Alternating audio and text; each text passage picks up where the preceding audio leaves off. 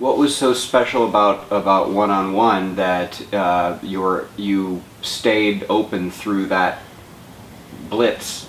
That law enforcement blitz. Look, I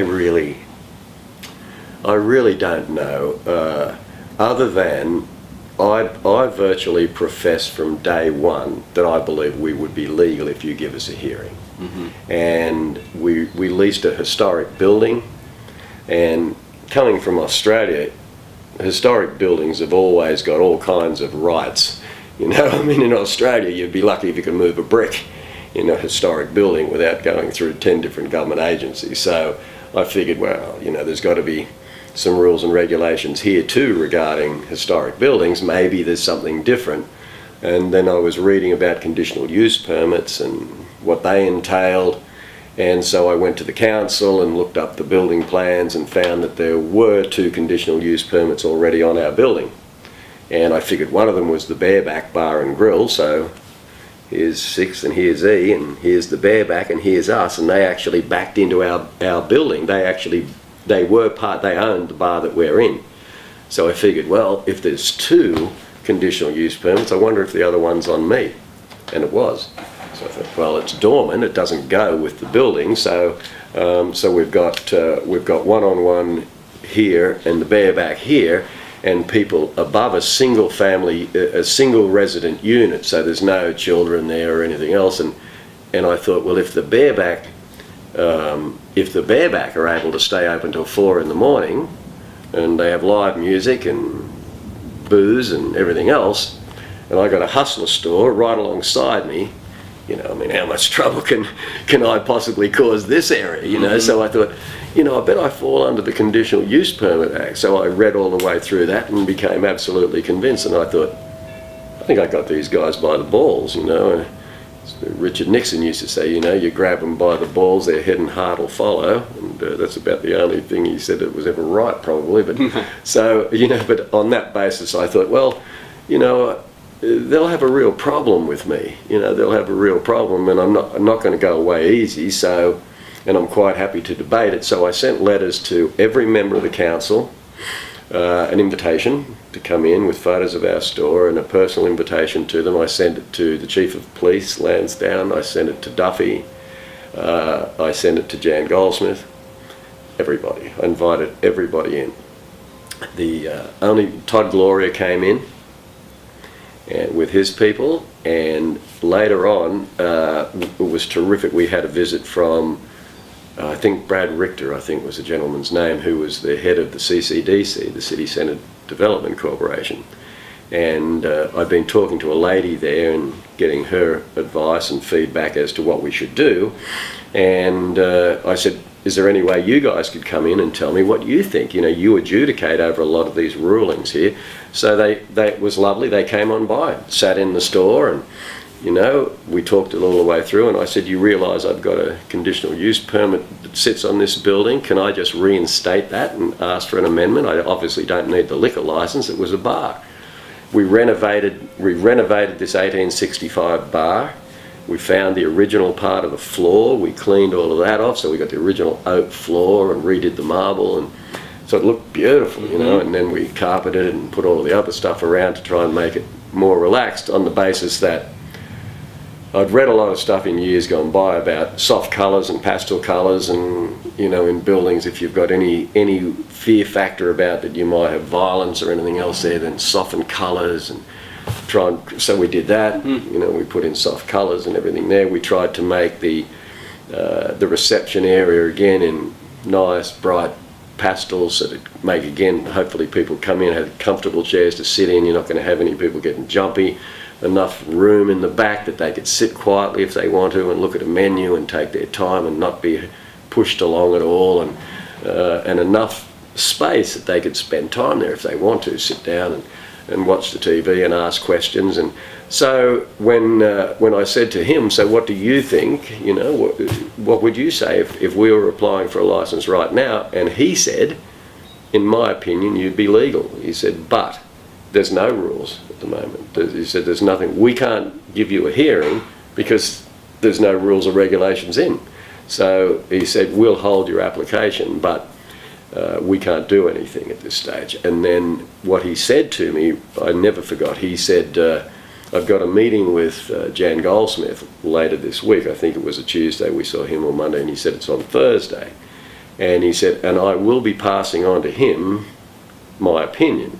He said, it's not binding on Mr. Goldsmith. He said, but what he says is not binding on me either.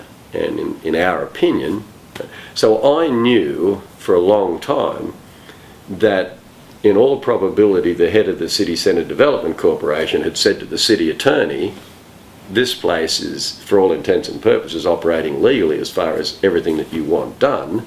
So I just figured, okay, well, if they're going to start running around closing down people, at least maybe we'll be last on the list. I don't know. But and I invited some DEA people in that were standing on the footpath outside. I didn't even know that I was upsetting the medical marijuana community doing that, you know, because I said to these guys on the footpath, can I help you? The guy said, yeah, we're with DEA. I said, oh, okay. I said, would you like to have a look inside? And they said, you don't mind? I said, no, come on in. So I brought them into the foyer and said, this is where they come in here. And they said, oh, this is nice. I said, would you like to have a look in the back? And I did. Again, I didn't think it was any big deal because I considered I'm legal. You know, why would I be embarrassed about bringing you in or trying to keep you out if I consider I'm a legal business? So, and but I guess when they looked at each other, I thought, oh, this obviously isn't normal, you know. And so they said, yeah, you don't mind? I said, no, not at all. So I opened the door and take them in, and their first reaction when they first walked through the door, these guys, was the same as a lot of other people that for the first time they went, whoa, this is different. And they stood there, and I said, well, come on over here, and here's our menus, and this is what we do, and we answer questions and everything here, but you can take a seat over there. And then I said to these guys, I said, now, we've got a guest book out on our front counter and little tag that you can put around your neck. And I said, now, we've stopped doing that because a lot of other places said it was unfair, they don't have the ability to do it because we're just much bigger. And I said to these officers, I said, don't you think, let's say you've hurt your knee, you're not feeling well, you decide you're going to use medical marijuana, and you come to one of our stores, your wife has to sit out in the car park. Might be badly lit, whatever, but your wife has to sit outside. I said, it's not illegal to be in the presence of marijuana. And the guy said, no, it's not. I said, so what is the problem in the person signing their name in a visitor's book, putting a tag around their neck and coming in with their partner and sitting on the lounge while their partner goes over and asks questions about what they want, what they're trying to find. Their partner can listen in, can make comments, the same as my wife can sit with me listening to what's happening with my diabetes, can ask questions to my specialist. Why shouldn't they come in? And they said, well, the only problem, Ken, you know, is if people get up from there and go over to the counter. And I said, well, I can walk through a casino in Vegas and take kids through. They can't go off the carpet to the tables, but they can walk right through the casino.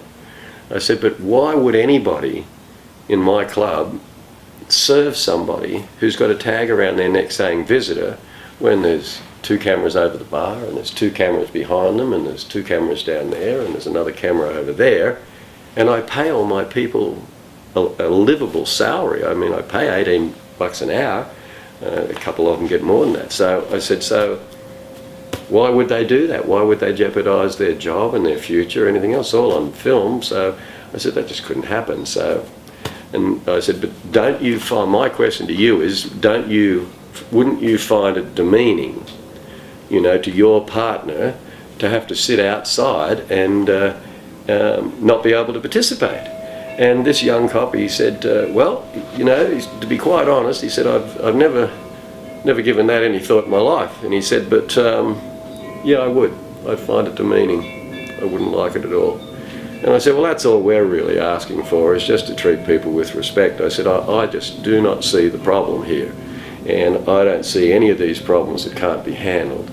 And they shook hands, and I walked them out on the footpath, and I think they said at the time they'd given us 188 places to look at, and he said, I think 187 from here on. We don't need to see you again. Take care, Ken, and off they went. When was this? Do you remember exactly when this was? A year and a half ago, probably. Okay. Might have even been a bit longer. And so and then at another stage, much later than that, so probably a year or so ago, might have been a bit more than that again now, we had another visit from a couple of real different people. A man and a woman came in, federal authorities, and they were bouncing their authority around in the front lobby, asking questions, and I said to them, well, I can invite you back, but you know, it'd be a waste of time, wouldn't it, talking to you? And the guy said, this is illegal, you can't be, you're selling drugs. And I said, no. I said, we are selling drugs. Marijuana, medical marijuana is obviously a drug, and it's doing people a huge amount of good. And I said, and let me tell you what the state law says, and so rattling stuff off. And he said, we're not interested in state law, you're selling a class 1 drug, that's all we're interested in. And I said, well, I'm not that interested in what you're saying. He said, there's Pauline there, my wife, he said, we can put you in jail for 35 years. We can hold you in jail for 3 to 4 years without a trial. Do you know that? He said, you're a major drug trafficker. It could take us 2 or 3 years to build a case against you. We could pick you up tomorrow outside of Albertsons supermarket and your wife won't find you for the first month. We'll just bury you. And by the time you get out in 4 years' time, you'll have nothing left. So, your choice. And I said, you could never get a conviction against me in court till hell freezes over. And he said, we'll put you in jail for 30 years or so. I said, I don't know what we're standing here in a pissing contest for, so I'm going back inside. I've got work to do. If you need me, you got the number, here's my card. And then he said, has your landlord given you notice? I said, no. He said, he hasn't served notice on you? No. He said, oh, well, give us his name and we'll contact him. I said, no. I said, why don't you give me your card and I'll pass it on to him, and if he wants to speak to you, he can. I said, you don't seriously think I'll just hand stuff like that over? Oh. I said, oh, you got a problem giving your name? That's a problem for you? Oh, okay. So he scribbled his name down, his first name down and a phone number. And that was the start and the end. I never heard another word from him. When they actually came in to do an inspection, they gave us 3 or 4 things that they said we were in violation of. You know, some wiring here that shouldn't be there and something else shouldn't be there, 3 or 4 things. And the final thing, and of course you're selling marijuana, which is illegal. But you've got 30 days. Once they give you a zoning violation, you've got 30 days to ask for them to come back and re-examine. You've got another 30 days after that, according to our owner of the building. So we immediately submitted a note to them the next day saying we demand another visit, and we'll have our lawyers here next time. And I said, because you've named 4 violations, and the problem is we don't have any violations. And the reason I'm very confident about that is because I had the building tested the day before your people came in, so I knew they were coming. So we brought in the largest independent firm in the city that goes over code violations. And I've got a letter from them that says nothing, not one code violation. So, I don't know who where you're getting your 3 or 4, but they don't exist. So, come back in, let's go over it, and our basis was you'll have to start again. They never came back, they never responded.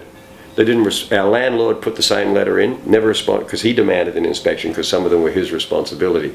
One of the things they complained about was our sign said one-on-one PA on the front. They objected to the PA. And I said, so you object to being a Pennsylvania company? And the guy said, what? I said, one-on-one PA, a Pennsylvania. Oh, that's what it is. I said, no, that's not what it is, but you don't know what it is either. What a ridiculous statement, you know? Oh, okay, so you're being a smart ass. I said, no, you're being ignorant. One-on-one Patients Association, that's an illegal sign, you know? They didn't know what it was. So they never came in. What do you think it was? An illegal sign, because it was 2 different colours, and there was another colour on the window that was a red sign, so that we had 3 colours. And I said, and you're only allowed 2. Marijuana stores are only allowed two colours in your advertise or your front windows or whatever. And so, but this made a 3rd colour. So therefore, they said it was illegal, even though you could walk past our place 20 times and not know what we were. So that was their basis that they were going to say that we were illegal on. And but none of it could hold water. You know, none of it could stand up at all.